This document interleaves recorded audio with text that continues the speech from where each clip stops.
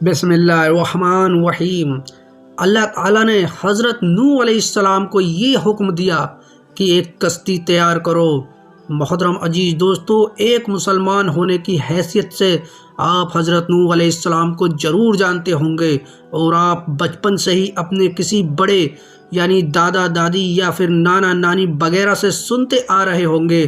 یا پھر آپ نے کسی بھی اسلامک کتاب میں اس چیز کا ذکر ضرور پڑھا ہوگا کہ حضرت نوح علیہ السلام اللہ تعالیٰ کے نبی تھے، اور حضرت نوح علیہ السلام دنیا کے ایک ایسے انسان تھے جن کی پوری دنیا میں اللہ تعالیٰ نے سب سے زیادہ عمر عطا فرمائی تھی۔ حضرت نوح علیہ السلام کے بارے میں محض معلومات میں لکھا گیا ہے کہ حضرت نوح علیہ السلام کی عمر تقریباً 1600 سال تھی، اور آپ تقریباً اپنی پوری عمر اپنی امت کو اللہ تعالیٰ کی طرف بلاتے رہے۔ حضرت نوح علیہ السلام کی قوم آپ کی ذرہ برابر بھی بات نہیں مانتے تھے۔ حضرت نوح علیہ السلام کی لاکھ کوششوں کے باوجود بھی آپ کے اوپر ذرہ برابر ہی لوگ ایمان لائے تھے۔ ان کے علاوہ تمام لوگ اپنے غرور اور گھمنڈ میں اکڑے رہے اور آپ کی نافرمانی کرتے رہے، اور اللہ تعالیٰ کے بجائے دوسری چیزوں کو اپنا معبود بنائے رہے۔ جب حضرت نوح علیہ السلام ان سے حد سے زیادہ پریشان ہو گئے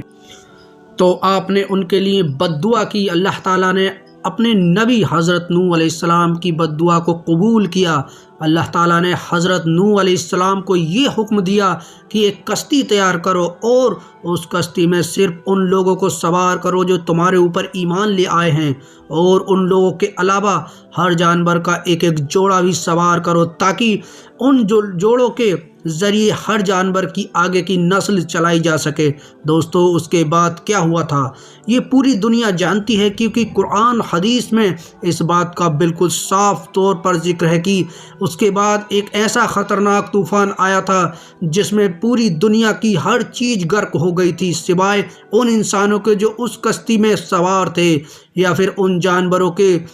جن کو حضرت نوح علیہ السلام نے اپنی کشتی میں سوار کیا تھا۔ یہ ایسا خطرناک طوفان تھا کہ پوری دنیا کو اس نے تباہ کر دیا تھا۔ دنیا میں کوئی بھی ایسی چیز نہیں تھی کہ جو اس طوفان کا مقابلہ کر کے سیدھی کھڑی رہتی۔ اللہ تعالیٰ کی طرف سے بھیجا ہوا یہ طوفان جب رکا تو حضرت نوح علیہ السلام کی کشتی جوت پہاڑ کے پاس جا کر اپنے آپ رک گئی تھی۔ آج یہ کشتی کہاں ہے، کس حال میں ہے، اور آخر کس طرح دنیا کے بڑے بڑے ویگیانکوں نے اسے ڈھونڈ لیا ہے، یہ تمام چیزیں آج کی اس ویڈیو میں ہم آپ کو بتانے والے ہیں۔ دوستو، آج کی یہ اہم ویڈیو شروع کرنے سے پہلے آپ سے گزارش ہے کہ نئے آنے والے دوست چینل کو سبسکرائب کرنے کے ساتھ ہی بیل آئیکن کو بھی دبا دیں، اور ہمارے حوصلہ افزائی کے لیے ہمیشہ کی طرح ہمارے ویڈیو کو لائک کر دیں۔ دوستو، آپ میں سے جو لوگ بھی نہیں جانتے ہیں ان کو سب سے پہلے میں یہ بات بتا دینا ضروری سمجھتا ہوں کہ حضرت نوح علیہ السلام اللہ کے ان نبیوں میں سے ایک ہے کہ جن کو مسلمانوں کے ساتھ ساتھ یہودی اور عیسائی بھی بہت زیادہ مانتے ہیں، اور یہی وجہ ہے آج سے تقریباً 5055 سال پہلے جب ترکی کے ایک پہاڑ پر وہاں کے لوگوں نے حضرت نوح علیہ السلام کی کشتی کو ڈھونڈ کر اور اس کشتی کی تصویر اخبار میں جاری کی، تو دنیا کے عیسائی، یہودی اور کچھ نام نہاد روشن خیال دہریوں کے درمیان بحث شروع ہوئی۔ حضرت نوح کی کشتی کا انکار کرنے والوں نے بڑے ہی اہم اور خطرناک اعتراض کیے، جنہیں اعتراض کا جواب عیسائی اور یہودی دینے میں ناکام رہے۔ لیکن دوستو، یہ تو جگ ظاہر ہے کہ عیسائی اور یہودی ان سوالوں کے جواب اسی وقت دے سکتے تھے جبکہ ان کے پاس اوریجنل توریت انجیل موجود تھی۔ پوری دنیا جانتی ہے کہ ان لوگوں نے اپنے فائدے کے لیے اپنی ہی مذہبی کتابوں میں تبدیلی کر دی ہے، لیکن دوستو، قرآن ایک ایسی کتاب ہے جو جیسا اس دنیا میں آج سے 1450 سال پہلے نازل ہوا تھا، آج بھی بالکل ویسا ہی ہے۔ اور یہی وجہ ہے حضرت نوح کی کشتی کا انکار کرنے والے لوگوں کا جواب یہودی اور عیسائی کے پاس بھلے ہی نہ ہو لیکن مسلمانوں کے پاس ضرور موجود ہے۔ حضرت نوح کی کشتی کا انکار کرنے والوں نے سب سے پہلا اعتراض یہ کیا کہ آخر آج سے 6000 سال پہلے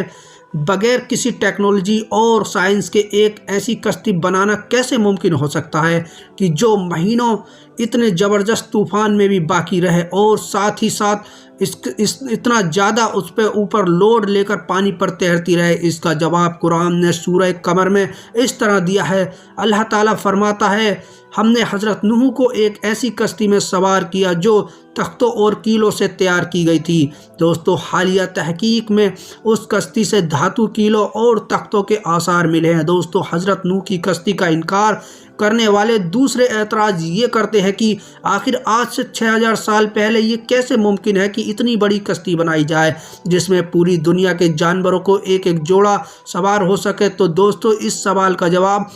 اللہ تعالیٰ نے قرآن پاک کی سورہ ہود میں اس طرح سے دیا ہے، اور جب ہمارا حکم آ پہنچا تو تندور ابل پڑا اور ہم نے کہا کہ ہر قسم کے جانور کا ایک ایک جوڑا اس کشتی میں سوار کر لو۔ دوستو حالیہ تحقیقات میں سے قرآن سے اس دعوے کی سچائی ثابت ہو گئی ہے کہ یہ معلوم چلا ہے کہ نوح علیہ السلام کی کشتی کوئی عام کشتی نہیں بلکہ یہ 3 منزل کشتی تھی، اور اس کشتی کو اس طرح سے بنایا گیا تھا اس میں تمام جانور ترتیب اور بار سوار تھے۔ دوستو یہ کشتی کتنی بڑی تھی اس بات کا اندازہ آپ صرف اس بات سے لگا سکتے ہیں کہ اس کشتی میں تقریباً 522 ریل کے ڈبے سوار کیے جا سکتے تھے، اور اس میں کم و بیش 25,000 جانوروں کی جگہ موجود ہے۔ حضرت نوح کی کشتی کا انکار کرنے والوں نے تیسرا اعتراض یہ کیا کہ اتنے خطرناک طوفان میں اتنی بڑی کشتی اتنے لوگوں کو لے کر بغیر کسی لنگر کے مدد سے تیر ہی نہیں سکتی۔ لیکن دوستو ہم قربان جائیں اپنے اس خدا پر کی جس نے پہلے ہی اس اعتراض کا جواب قرآن کریم میں دے دیا ہے۔ اللہ تعالیٰ سورہ ہود میں ارشاد فرماتا ہے اور نوح نے کہا کشتی میں سوار ہو جاؤ، اللہ ہی کے نام سے اس کشتی کا چلنا ہے اور اللہ ہی کے نام سے اس کا لنگر انداز ہونا ہے۔ اور دوستو آپ کو جان کر حیرانی ہوگی کہ جس پہاڑ پر آج یہ کشتی ٹھہری ہوئی ہے اس پہاڑ کے نیچے ہی وادی میں بڑے بڑے چٹانوں پر مستقبل لنگر دریافت ہوئے ہیں، اور یہ لنگر کشتی نوح کے لنگر ہیں۔ دوستو نوح علیہ السلام کی کشتی کا انکار کرنے والوں کا سب سے اہم اور بڑا اعتراض یہ ہے کہ آخر ایک لکڑی کی کشتی 6000 سالوں تک